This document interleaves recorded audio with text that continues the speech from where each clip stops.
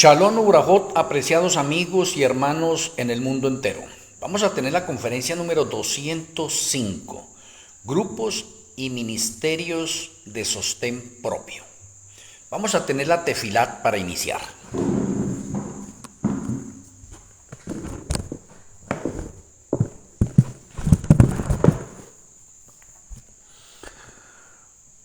Amoroso Padre Celestial, amoroso Elohe Malquisedec, muchas gracias por darnos la oportunidad de seguir viviendo. Queremos escuchar tus consejos y tus revelaciones. Al indagar en las Sagradas Escrituras, abre nuestro entendimiento, danos sabiduría y satúranos de tu conocimiento. Tú nos has enseñado que hacemos bien en entenderte y en conocerte, y eso queremos hacerlo. Que tus santos ángeles acampen a tu alrededor y que tu bendición repose en nuestras vidas. Te agradecemos, Padre Celestial, y nuestro Elohe Malquisedec, en el glorioso nombre de nuestro Elohe, Yahshua HaMashiach, Amén. Amén.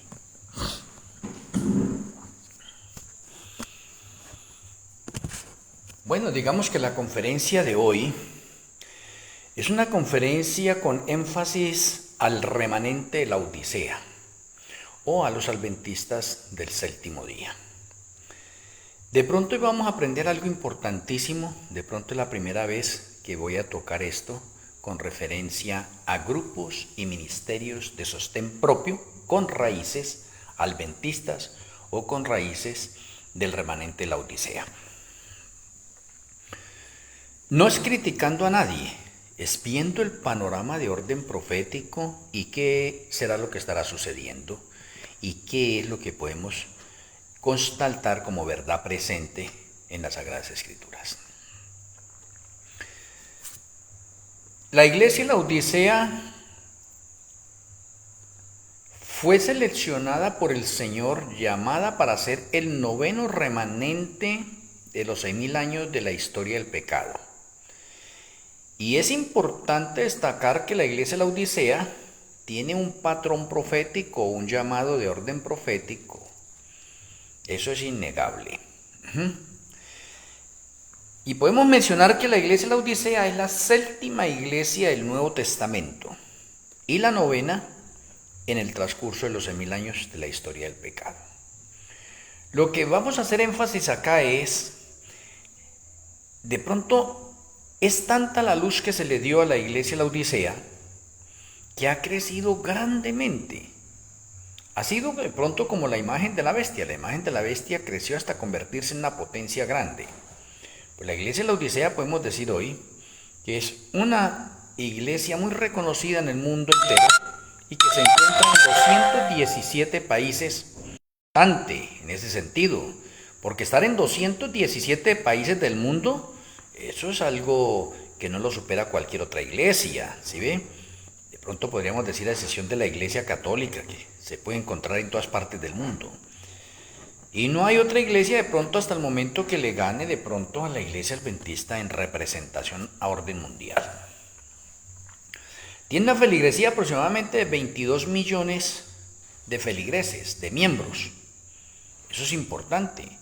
Es una iglesia sumamente rica con universidades, colegios, escuelas, ADRA. Bueno, es una organización bastante seria. Ahora lo que tenemos que preguntarnos cada uno de nosotros, ¿por qué están saliendo tantos grupos y ministerios independientes de sostén propio con raíces adventistas? No sé si alguno de los que de pronto tenga que escuchar esta conferencia pertenezca a alguno de esos grupos, como de pronto Red a Devenir del pastor David Gates, o como de pronto el Evangelio Eterno de David Gambetta, y etcétera. Ustedes saben de muchos grupos y ministerios de sostén propio que tienen raíces adventistas. Y es una cantidad tremenda. Entonces podríamos hacer una pregunta: ¿qué es lo que está pasando en el seno de la iglesia adventista del séptimo día? ¿Por qué muchos hermanos están saliendo? Unos porque de pronto están siendo desfraternizados de la iglesia, otros porque de pronto por predicar los niveles de la verdad presente, el mensaje de los tres ángeles, ¿sí ve? Entonces los han disciplinado, no los dejan de pronto predicar, ¿sí? Otros porque de pronto tienen unos mensajes que para la iglesia dice, caramba, esa no es la posición de la iglesia, y entonces los han hecho a un lado y ellos han formado esos grupos y ministerios independientes de sostén propio. Y no son uno, ni dos, ni tres, ni 10. Son muchísimos. Muchísimos. Miremos algo interesante. Vamos a ir al libro de Joel. Joel 2, 28 al 32 es una profecía que se cumplió parcialmente en el tiempo de los discípulos. Interesante, porque de pronto algunos la han tomado de que esa profecía se cumplió totalmente y no se ha cumplido totalmente. Se ha cumplido es parcialmente. Entonces, por eso es que necesito de pronto hacer ese énfasis en eso. Bueno, dice el Eterno allí, y después de esto derramaré mi espíritu sobre toda carne, y profetizarán vuestros hijos y vuestras hijas. Vuestros ancianos soñarán sueños, y vuestros jóvenes verán visiones. Tenemos que tener en cuenta acá, vuestros hijos, vuestras hijas. Muy bien. Y vuestros jóvenes. O sea, para el cumplimiento total de esta profecía. Y también sobre los siervos y sobre las siervas derramaré mi espíritu en aquellos días. O sea, esclavos también. Y daré prodigios en el cielo y en la tierra, sangre y fuego y columnas de humo. El sol se convertirá en tinieblas y la luna en sangre antes que venga el día grande y espantoso de Yahweh. Y ese texto 31, el sol se convertirá en tinieblas y la luna en sangre, dice antes de que venga el día grande y espantoso de Yahweh, y eso hace referencia a la segunda venida de Yahshua HaMashiach. Y versículo 32 dice, y todo aquel que invocare el nombre de Yahweh será salvo, porque en el monte de Sión y en Jerusalén habrá salvación, como ha dicho Yahweh, y entre el remanente al cual él habrá llamado. Entonces vamos a tener en cuenta varias partes de Joel 2, 28 al 32. Como esta profecía se cumplió parcialmente en el tiempo de los discípulos, y digo parcialmente, ¿por qué? Porque es que en el tiempo de los discípulos, el Ruach HaKodesh o la lluvia temprana cayó sobre los discípulos, solo sobre los discípulos. ¿Sí ven? 12 discípulos. Después ellos empezaron a predicar y ya se fueron añadiendo más personas, pero la lluvia temprana cayó sobre 12 discípulos. Y aquí nos menciona en este momento que el Espíritu va a caer sobre vuestros hijos y vuestras hijas. Allá todos ellos eran mayores y eran los discípulos. Por lo tanto, el texto no se ha cumplido en los hijos y en las hijas. Y luego dice, y en vuestros jóvenes. Pues todos eran adultos. Y de pronto podríamos decir que el más joven de ese grupo podría ser el apóstol Juan. Entonces nos queda de pronto esa incertidumbre allí para ir mostrando la eficacia de este texto a lo que vamos a mirar con los grupos y ministerios de sostén propio. Muy bien. Y también sobre los siervos y sobre las siervas, los esclavos y esclavas, cosa que en la lluvia temprana no sucedió, ¿sí ve? O sea, falta que el Espíritu se derrame sobre los esclavos y sobre las esclavas. Y daré prodigios en el cielo y en la tierra, sangre y fuego y columnas de humo. De pronto prodigios y milagros y se hicieron los discípulos. Se hicieron los discípulos. ¿Sí ve? Y el 30 dice, el sol se convertirá en tinieblas y la luna en sangre antes que venga el día grande y espantoso de Yahweh. Eso sí no se cumplió. En el tiempo de los discípulos con la lluvia temprana, el sol no se convirtió en tinieblas, ni la luna se convirtió en sangre. ¿Sí ve? Y luego dice, y eso va a ocurrir antes del día grande y espantoso de Yahweh, o sea, de la segunda venida de Yahshua. Por lo tanto, por eso estoy mencionando, esta profecía se cumplió en tiempos de los discípulos parcialmente, no se ha cumplido totalmente. O sea, falta una parte por cumplirse. Y luego el versículo 32 dice, y todo aquel que invocar el nombre de Yahweh será salvo, porque en el monte de Sión y en Jerusalén habrá salvación, como ha dicho Yahweh, y entre el remanente al cual él habrá llamado. O sea que Yahweh va a llamar un remanente al final antes de que venga Yahshua por segunda vez. Y antes que venga Yahshua por segunda vez se va a derramar la lluvia tardía, y la lluvia tardía va a caer ahora sí sobre vuestros hijos, sobre vuestras hijas, sobre vuestros ancianos, sobre vuestros jóvenes, sobre los esclavos y sobre las esclavas, y se va a completar el patrón profético completo. Ahí sí es total. ¿Que van a haber milagros también y mayores de los que hicieron los discípulos? Sí. ¿Que el sol se va a convertir en tinieblas y la luna en sangre? Sí, eso ocurre en ocasión de la séptima plaga. En la séptima plaga, el sol se convierte en tinieblas y la luna en sangre. O sea que tenemos todo esta parte de esta profecía en un cumplimiento total para el fin, o para los tiempos del fin. El versículo 32 nos dice que habrá salvación y entre el remanente al cual él habrá llamado. Significa que hacia el final el Señor va a llamar a un remanente, o eso se va a conocer como el remanente final. Interesante. O sea, va a haber un remanente final en ese momento. Y si va a haber un remanente final, pues es lógico que el remanente debe tener un profeta. Claro, porque el Señor va a dar luz nueva y aceite extra. Entonces, al haber un remanente final, pues el remanente final debe tener un profeta. ¡Oh, caramba! Entonces tenemos algo interesante nosotros. Ahora, ¿a qué me estoy refiriendo la conferencia de hoy con grupos y ministerios independientes de sostén propio con raíces adventistas? Algo ha de suceder allí. Y algo que ha de suceder ahí lo vamos a aprender hoy a la luz de las Sagradas Escrituras. Significa de que todos los grupos y ministerios de sostén propio que han salido de la iglesia adventista y que son hartísimos, de alguno de esos grupos va a salir el remanente que va a reemplazar a los adventistas del séptimo día. Interesante, y que va a tener profeta, o que hay profeta.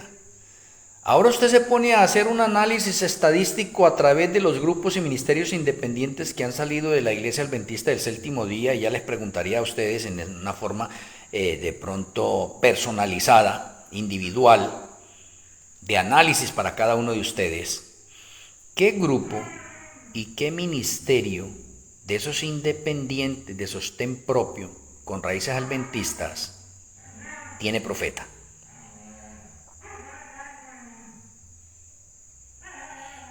Todos son líderes, pastores, ancianos, ministros. Pero ¿cuál de esos ministerios hay profeta? Entonces el Señor, de todos esos grupos y ministerios de sostén propio, va a elegir uno para que reemplace a los adventistas del séptimo día que fueron cortados desde el año 2015 y para que conforme el remanente final. Bastante interesante. Y aquí es donde surge de pronto otra parte, otro complemento para esto, y es cuando vamos a ir nosotros un poco aquí a Mateo 20 para definir esto. Mateo 20, versículo 1 al 16, voy a leerlo acá textualmente para cada uno de nosotros. Y ustedes que de pronto me van siguiendo allí en la lectura, en sus sagradas escrituras. Dice el Eterno: porque el reino de los cielos es semejante a un hombre padre de familia que salió por la mañana a contratar obreros para su viña. O sea que esta parábola en sí es una parábola de orden profético también, y es una parábola figurativa para una parte de la realidad. O sea, en esta parábola vamos a ver profecía y el cumplimiento en el orden literal, independientemente que es una parábola. Hay muchas personas que dicen, no, pero es que una parábola no es profecía. ¿Cómo que no? Si la misma palabra del Señor dice que toda la palabra es inspirada por Yahweh. Primero que todo, interesante. Y que fue Malquisedec, el Ruach HaKodesh, el que inspiró a los santos hombres de Yahweh para escribir esto. Por lo tanto, tenemos la palabra profética más segura. O sea, todas las Sagradas Escrituras es de orden profético. ¿Por qué? Porque se dio y tenemos profecías que se han venido cumpliendo. Por eso toda la Escritura, incluidas las parábolas, tienen profecía. Y vamos a verlo hoy. Sigue diciendo, porque el reino de los cielos es semejante a un hombre, padre de familia, y a ese se refiere a Yahshua, que salió por la mañana a contratar obreros para su viña. La viña es el mundo, y los obreros somos nosotros.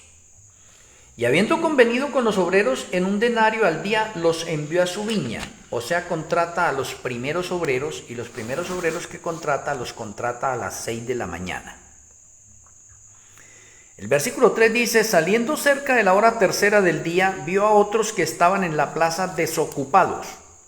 O sea, a las 9 de la mañana sale nuevamente y le hace el llamado a otro grupo. Y les dijo, id también vosotros a mi viña y os daré lo que sea justo, y ellos fueron. Al primer grupo lo llama a las 6 de la mañana y le dice que vaya a trabajar a la viña, ¿sí?, al mundo, y que le va a pagar un denario. Al segundo grupo, que sale a contratarlo a las 9 de la mañana, lo contrata, le dice que va a trabajar a la viña y que le va a pagar lo que es justo. O sea, no le ofreció el denario, le va a pagar lo que es justo. Hay que tener en cuenta esto, ¿no? Versículo 5. Salió otra vez cerca de las horas sexta, 12 del día, y novena, 3 de la tarde, e hizo lo mismo.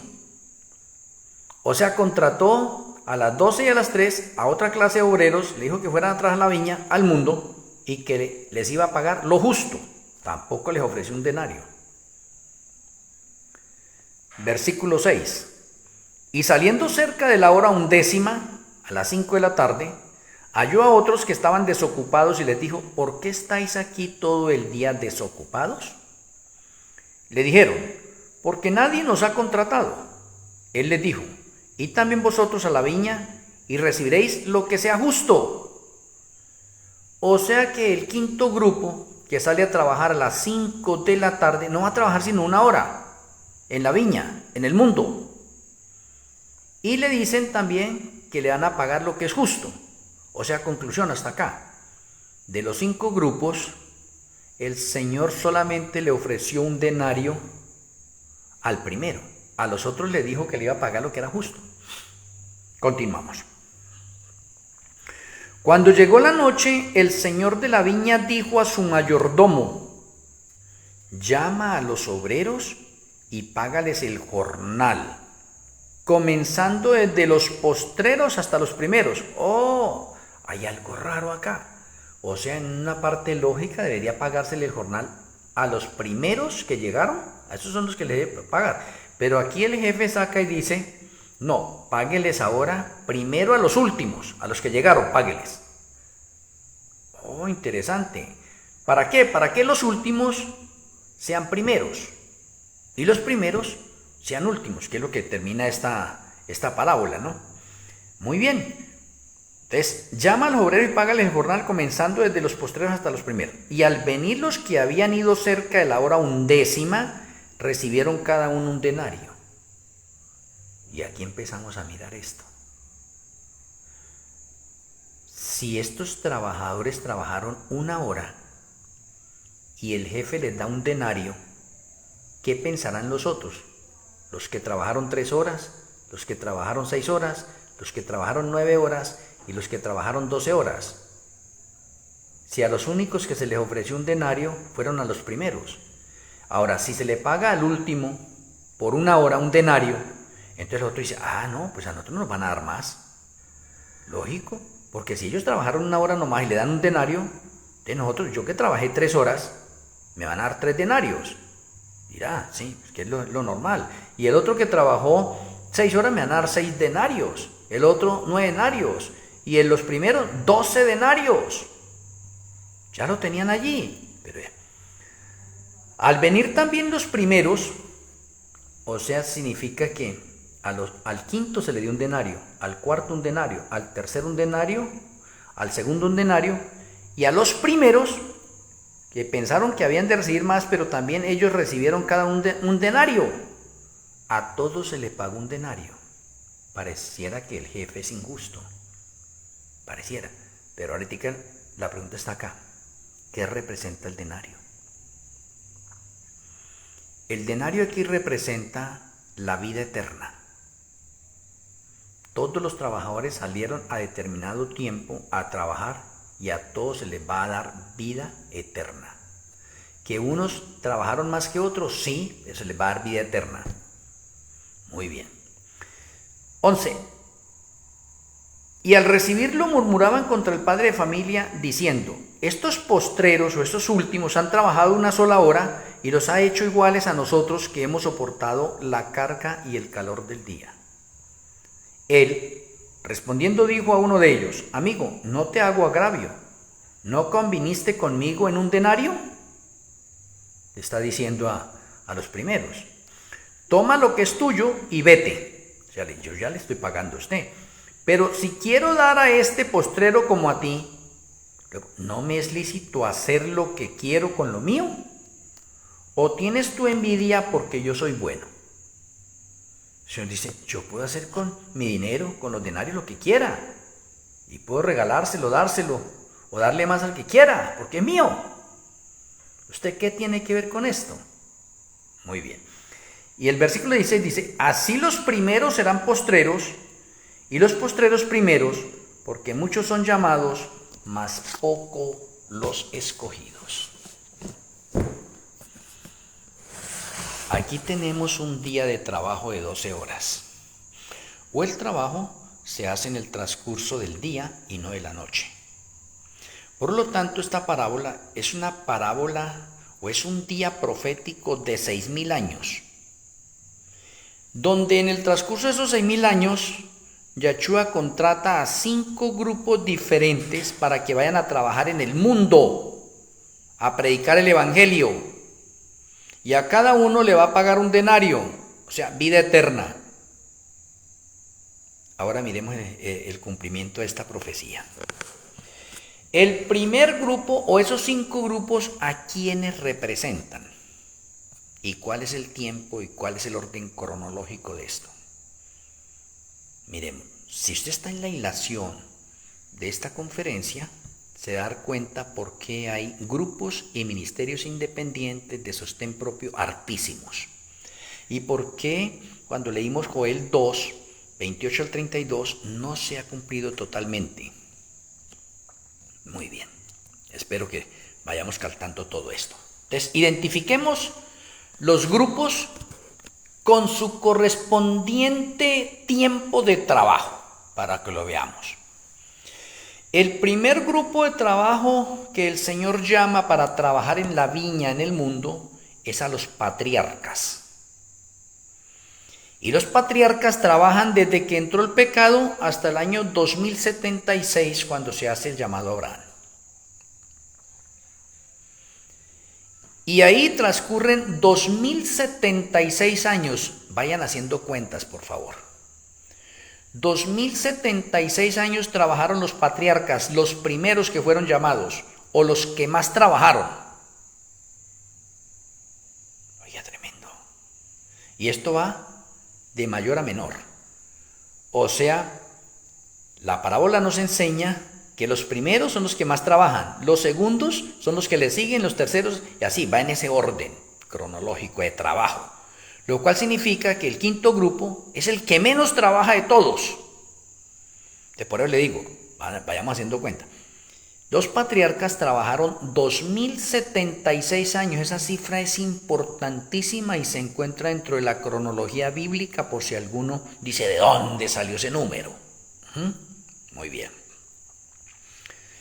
El segundo grupo que Yahshua llama a trabajar en la viña en el mundo es el pueblo de Israel.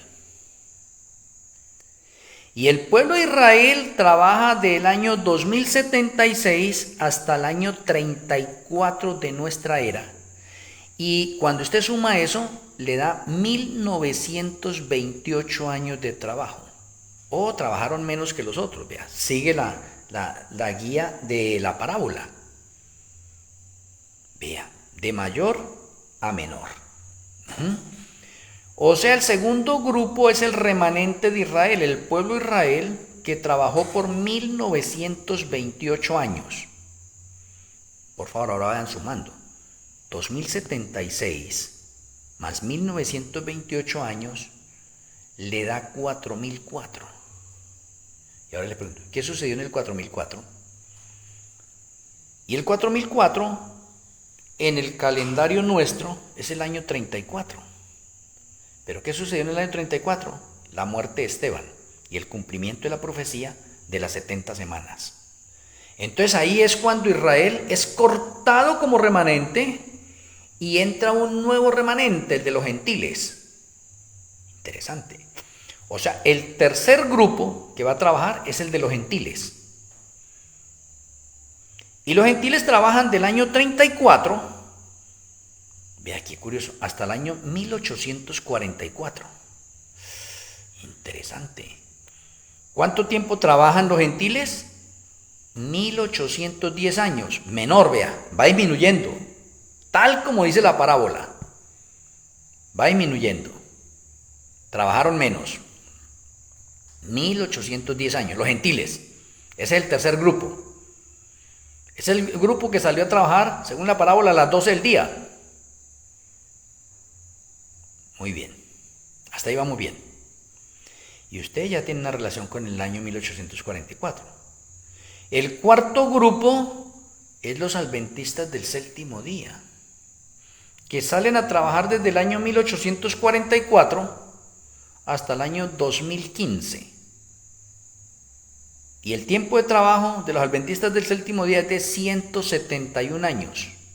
Por favor, vayan sumando todo eso. 2076 más 1928 más 1810 más 171. Vayan sumando, por favor, eso, para que ustedes se van sorprendiendo de todas estas cosas tan interesantes. Y vamos en el 4004 más 1810 años, 5814. Y el año 5814 más 171 años de la Iglesia Adventista del séptimo día que trabaja, 5985 años. Ahí vamos. Y el quinto grupo es el cumplimiento de la profecía de Joel 2:32, para que ustedes lo vayan comprendiendo y lo vayan entendiendo. El quinto grupo que está en Daniel, el quinto grupo que está en Mateo,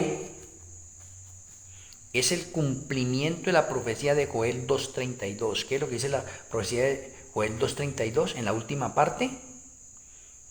Déjeme mencionarle. Y entre el remanente al cual él habrá llamado. Hay un remanente llamado a última hora. Y ese remanente lo especifica muy bien Mateo 20, y ese remanente se llama obreros de la hora undécima, y el tiempo de trabajo de los obreros de la hora undécima es 2015 al 2030. Oiga, qué interesante detalle. Y los obreros de la hora undécima son los que trabajan menos en la viña. O los obreros de la hora undécima son el último grupo, y ese último grupo le van a pagar lo mismo, el mismo denario que le dieron al primero. ¿Y qué es lo que significa el denario? Vida eterna. Pero ese último grupo tiene un privilegio. Ese último grupo es la cabeza de todos los remanentes que han habido sobre la faz de la tierra, o sea, de los 10 remanentes que han habido. Ese último grupo, acá en esta parábola que es el número 5, porque cuando usted va a Mateo 25, ahí ya va a encontrar 10 remanentes. De pronto en otra conferencia lo explico. Aquí me estoy enfocando en los 5 remanentes. Ahora déjenme mencionarles. En realidad debieran ser 3 remanentes nomás. Porque tenemos los patriarcas, pueblo de Israel y los gentiles. Lo que pasa es que los gentiles están divididos en 3. Gentiles, adventistas y obreros de la hora undécima. Pero los adventistas y obreros de la hora undécima también son gentiles.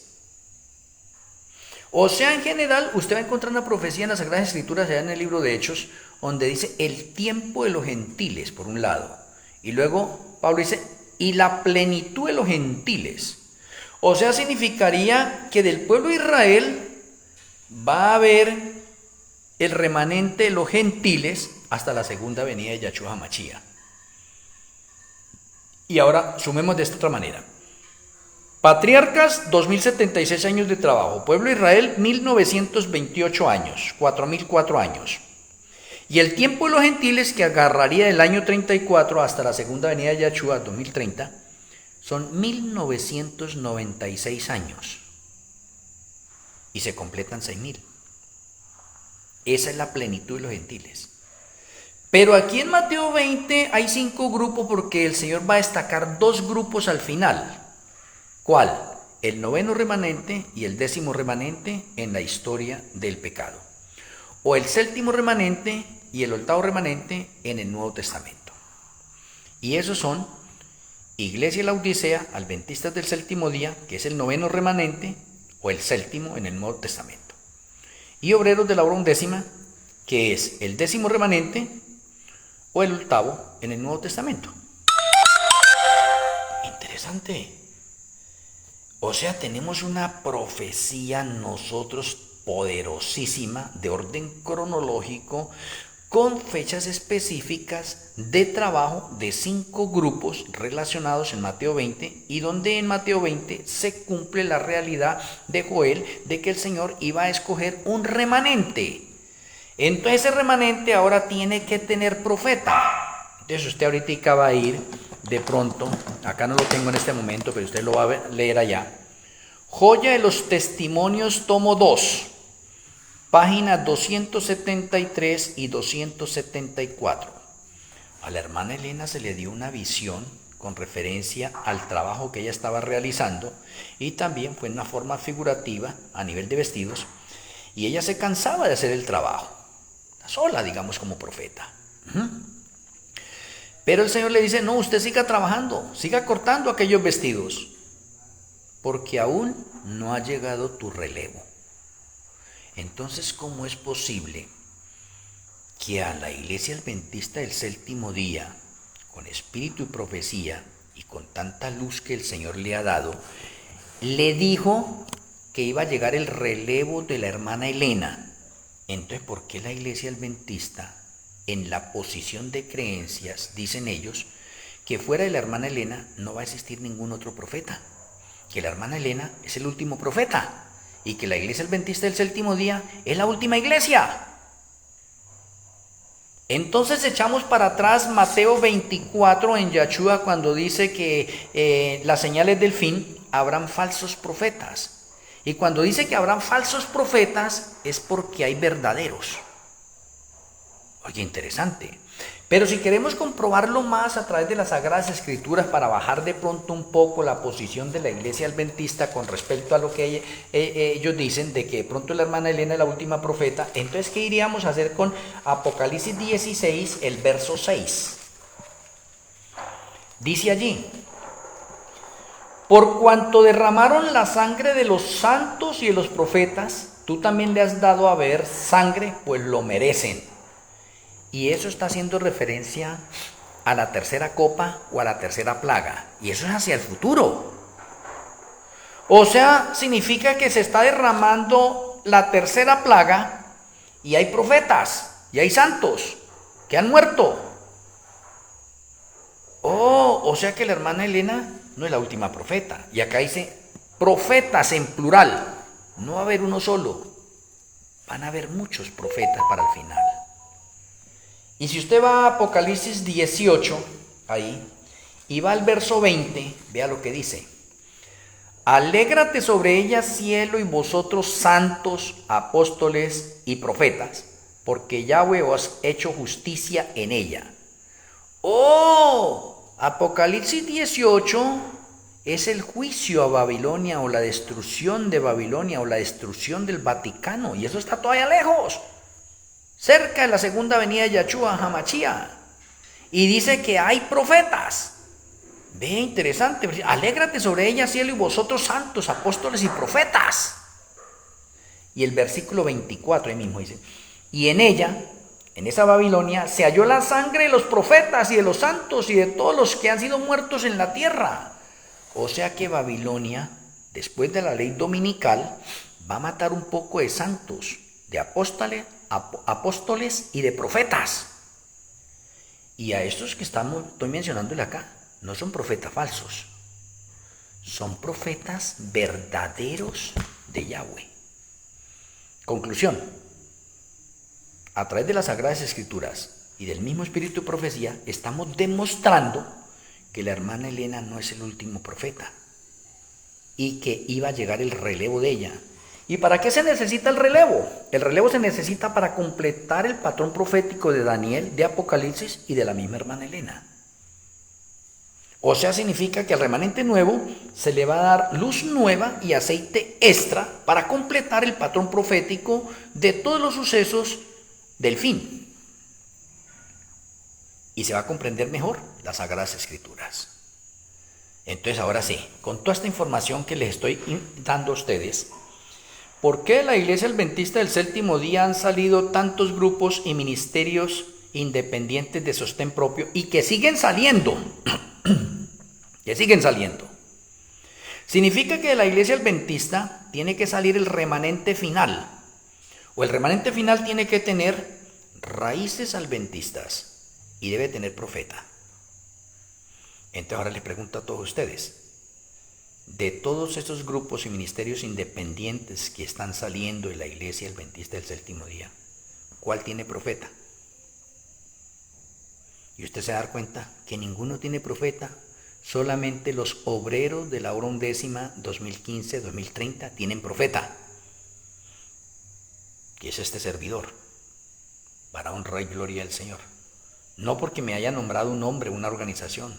Fui llamado directamente por Yahshua Hamashia y por el Ruach HaKodesh, y he recibido aceite extra y luz nueva que estoy compartiendo con ustedes todos los días a través del perfil y de TikTok y del canal de YouTube. Y el Señor me ha dado la oportunidad hasta este momento de escribir 30 libros y de dar más de 9,000 seminarios, talleres, conferencias, etc. al mundo entero. Y no me canso de predicar estas cosas. Entonces, está demostrado por las Sagradas Escrituras que iba a llegar el relevo de la hermana Elena para completar el patrón profético.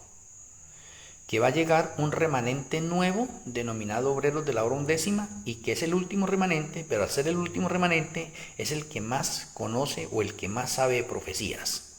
¿Por qué? Porque el último remanente reúne la luz de los 9 remanentes anteriores y el último remanente se convierte en la cabeza de todos los remanentes para que se cumpla el texto de Mateo que vimos nosotros, que los últimos serán primeros. Interesante detalle. Pero a todos se nos va a pagar lo mismo, el mismo denario, vida eterna. Espero que la conferencia de hoy haya abierto un poco la expectativa de ustedes y pongan a hacerse un análisis y dice, caramba, sí, el Señor tiene que traer un remanente nuevo. Claro, Los adventistas del séptimo día han sido cortados como remanente porque cumplieron la parte profética de la iglesia de la Odisea y no salieron de su tibieza espiritual, y en estos momentos se encuentran viviendo la apostasía omega. Y hicieron convenios con la ramera, y al Señor no le interesa una iglesia que se contamina con la ramera. El Señor quiere una iglesia pura. Y la iglesia adventista del séptimo día ha hecho convenios con la ramera. Oh, y eso es delicado. Y por eso el Señor la hizo a un lado para llamar a este remanente final, ¿sí ve? Con profeta. Y ahora déjeme decirle, los textos que le dije están profetas en plural. Los 144.000 ya hemos sido seleccionados por el Ruach HaKodesh. Y todos los 144.000 somos profetas. Ahí se cumple la parte. Independientemente de los 144.000, hay otra clase de profetas que van a morir en la angustia previa. O sea, del 2027 al 2029, cuando sale el caballo amarillo. El caballo amarillo es el que va a matar la cuarta parte de la humanidad. El caballo amarillo es el que va a promulgar la ley dominical. El caballo amarillo hace referencia al protestantismo apóstata de los Estados Unidos. Entonces el caballo amarillo va a matar un poco de santos, de apóstoles y de profetas, para que se cumpla el grupo de los mártires que está profetizado también en Apocalipsis 6, versículo 8. Entonces tenemos el cumplimiento perfecto y el salto de que en este tiempo el Señor tiene profetas. Pero independientemente de que hay profetas verdaderos de parte de Yahweh, hay falsos profetas también. Entonces usted tiene que aprender a identificar las 10 características para identificar a un profeta verdadero y a una iglesia verdadera. Si usted no sabe eso, pues entonces usted no podría identificarlos. Pero si usted conoce eso, los identifica fácilmente. O sea, la conferencia de hoy estaba destinada para que muchos adventistas del séptimo día, que de pronto se están dando cuenta de esa deserción que está sucediendo en la iglesia adventista con un poconón de hermanos, que los están disciplinando y los están borrando de las iglesias y no los dejan predicar, y ellos han tenido que salirse de allá de ese otro lado para predicar libremente. ¿Sí ve? Porque la iglesia adventista le está colocando un par, estése quieto, eso no es así, no lo admitimos. Pues ellos tienen que salir a predicar de otra forma. Pero lo importante es que usted entienda y sepa que de todos esos grupos y ministerios independientes hay uno, que es el que reemplaza a la iglesia adventista del séptimo día, se convierte en el remanente número 10, ¿sí ve? Y ese remanente tiene el profeta que es el relevo de la hermana Elena. O sea, usted tiene que unir todos esos cabos y hacer todas esas conexiones. Yo le he dado hoy de pronto una base bastante buena, pero hay más todavía para esto.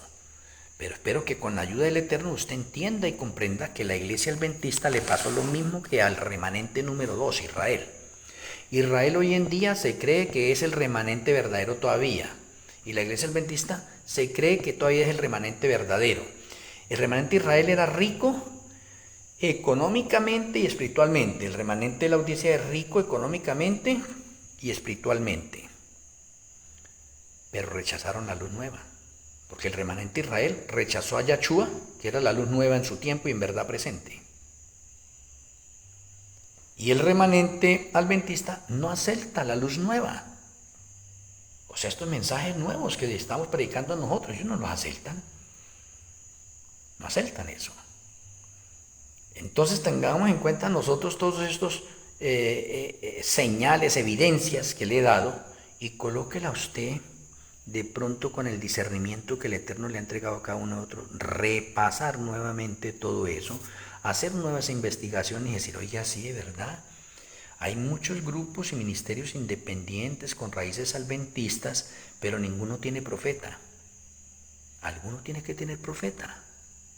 Y el que tenga profeta está dentro del patrón de orden profético. Oh, interesante. O sea, por allá tenemos que empezar a poner los ojos en ese sentido, en ese remanente que está resultando a última hora y que está resultando con una luz extraordinaria que está abriéndole los ojos al mundo entero con respecto a las profecías que se están dando. No quiero desacreditar a nadie, no, ni es mi deber, no es mi deber, pero sí es mi deber mostrarles a ustedes la verdad completa. Yo no me puedo callar. Ya la iglesia adventista no tiene nada que hacer conmigo. ¿Listo? Entonces simplemente yo doy esta verdad al mundo entero. El mundo entero se encargará ahora de hacer, como dicen las mismas escrituras, voy a examinarlo todo. A ver, esto sí casa, sí encaja, sí se conecta, sí es así. Y órele al Señor para que le abra el entendimiento y se pueda cumplir Daniel 12:10, que esté en el grupo de los entendidos para que entiendan y comprendan esta verdad maravillosa. Muy bien. Entonces, espero mañana no voy a estar de pronto en esta conferencia. Mañana los quiero invitar a los que puedan estar en la parte de la escuela de profecía. Mañana estoy dando conferencia en la escuela de profecía. Los días viernes y el día domingo estoy en la escuela de profecías de 7 a 9. He colocado el enlace los días jueves en el perfil de Yachet. Para los que de pronto no tienen el enlace, entonces la conferencia del día jueves de esta semana, ahí coloqué el enlace de Zoom. Usted puede entrar por Zoom, acompañarnos y seguir aprendiendo nuevas cosas. Vamos a finalizar con la oración. Amoroso Abba Kado Yahweh, amoroso Elohim Melquisedec, gracias por la conferencia de esta hora, gracias por abrir nuestra mente, darnos sabiduría, saturarnos de tu conocimiento. Gracias porque al recorrer las páginas sagradas tenemos una audiencia privada contigo y queremos tener una relación íntima. Nos despedimos esta noche y rogamos que tu bendición siga reposando en nuestras vidas. Te agradecemos, Padre Celestial, y nuestro Elohim Melquisedec, en el glorioso nombre de nuestro Elohim, Yahweh Hamashia. Amén. Apreciados amigos y hermanos en el mundo entero, así un abrazo a la distancia en los lugares que ustedes se encuentran. Les amo en Yahshua Hamashia. Una feliz noche. El Eterno me les bendiga. Shalom Urajot.